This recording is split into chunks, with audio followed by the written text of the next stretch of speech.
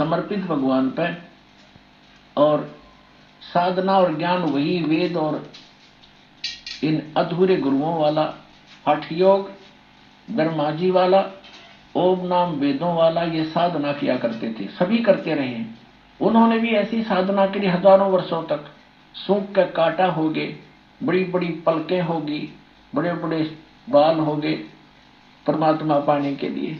लेकिन गीता अध्याय नंबर 11 के श्लोक 47-48 में गीता ज्ञानदाता स्पष्ट करता है कि अर्जुन, मेरी प्राप्ति यानी ब्रह्म की प्राप्ति, भगवान प्राप्ति ना वेदों वर्णित विधि से, ना किसी मंत्र से, ना जप से, ना तप से कोई नहीं कर सकता, उसे हो ही नहीं सकती वेदों वर्णित विधि से।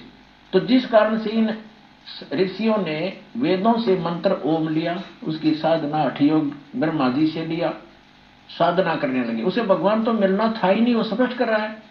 तो उसी सिद्धियां आ गई इनके अंदर, और उन सिद्धियों के आधार से ये प्रभु पाक गए अपनी एक दूसरे, जैसे अगस्त ऋषि में सिद्धि थी 7 समुद्रों को पी लेना, ये कोई छोटी सिद्धि है। 7 समुद्रों को एक घूंट में ऐसे चलो भर कर और सारे सुखा दिए थे, ऐसी सिद्धि होती है आध्यात्मिक शक्ति। लेकिन भगवान नहीं हो सकता इन सिद्धियों से, और फिर वापस कुरला कर दिया तो 7 समुद्र भर गए। तो कहने का भाव ये है कि ये तो सिद्धि है परमात्मा की साधना करने से थोड़ी बहुत ये बैटरी चार्ज हो जाती है, जिसे कुछ चमत्कार दिखा देते हैं। इन्वर्टर में पंखा चल पड़ा, लाइट चल पड़ी, छोटा मोटा रोशनी होगी, मोटर नहीं चला सकता इन्वर्टर जो 10 पावर हाउस पावर की। तो ये छोटे मोटे इन्वर्टर बन गए, और बैटरी चार्ज हुई, फिर डिस्चार्ज कर दी, वो खत्म हो गए, पशु बन गए। तो कहने का भाव ये है, ऐसे ही चौनक ऋषि थे, इन्होंने सिद्धियां प्राप्त कर ली, और इतनी सिद्धि होगी कि आम सिद्ध पुरुष भी उसका अगर नतमस्तक होने लगा, बड़ा बोलबाला हो गया।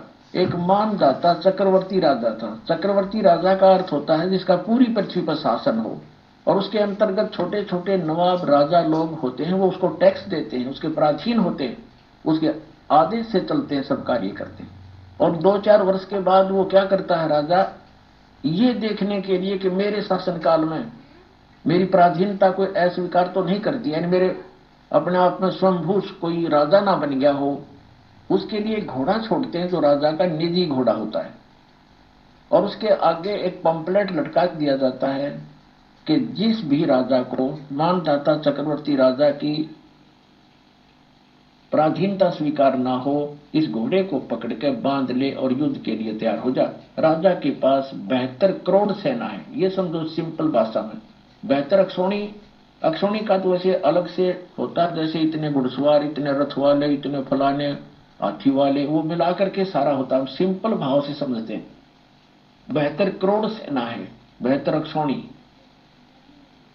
वो घोड़ा चल पड़ा, पीछे सैनिक थे, सैनिक घोड़ों पर, घोड़ा खाली, और वो चल रहा अपनी मर्जी से, कहीं से जा रहा, किधर ही जा रहा। तो जाते समय भी चौनक ऋषि ने देखा कि घोड़ा खाली जा रहा है, बाकी वे सवार बैठे, क्या कारण है। लेकिन वापस जब आए तो भी वहीं से आ गए, वो कुदरती सारी पृथ्वी पर घूम के 1-2-4 वर्ष के बाद। तो ऋषि ने पूछा कि सैनिकों, ये घोड़े पर सवार क्यों नहीं कोई। तो सैनिकों ने बताया कि ये राजा मानदाता चक्रवर्ती राजा का घोड़ा है, इसमें कोई बैठ नहीं सकता। और इसके गले में क्या लिखा है, ऋषि ने पूछा।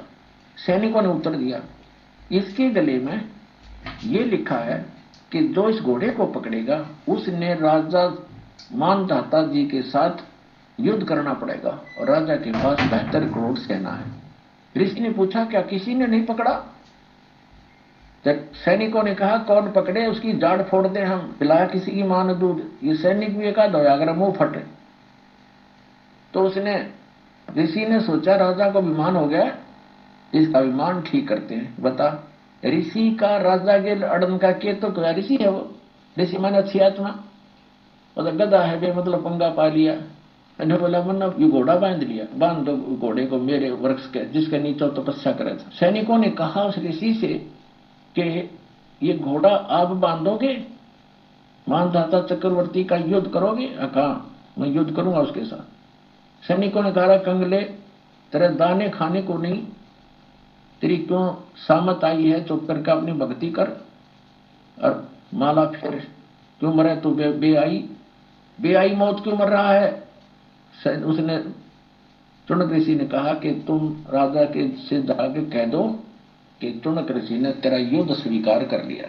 अब सैनिकों ने आकर के राजा को नमक मिर्च लगाई और कहा कि आज एक व्यक्ति ने हिम्मत की है आपका युद्ध उठने की और कल को दूसरा बकवाद करेगा। Rajan, nip the evil in the bud, बुराई को स्टार्ट में खत्म कर देना चाहिए। राजा ने फिर कह दिया जाओ। उस 72 करोड़ की 4 टुकड़ी कर ली। 18 करोड़ सेना एक आदमी को मारने के लिए भेज दी, चुनक ऋषि को। और चुनक ऋषि ने क्या किया, अपनी जो साधना करी थी सारे दिन में डले ढोए थे, उसकी 4 पुतली बना दी, एटम बम बना लिए सिद्धि तय।